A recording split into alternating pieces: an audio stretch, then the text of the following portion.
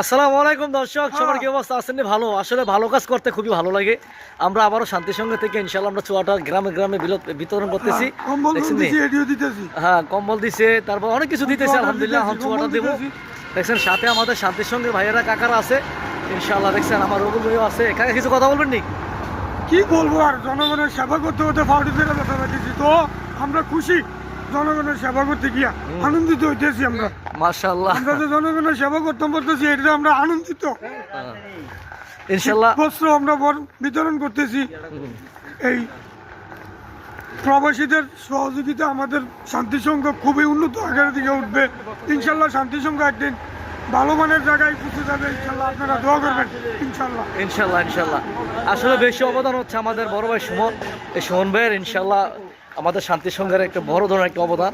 এই বড় ভাই আসলে সবার থেকে ইনশাল্লাহ মানে সুমন ঘুরে ঘুরে যে খানা খাটতে আছে আমরা আমাদের শান্তি সংঘের মাঝে অনেক পরিশ্রম করে আমাদের সুমন ভাই।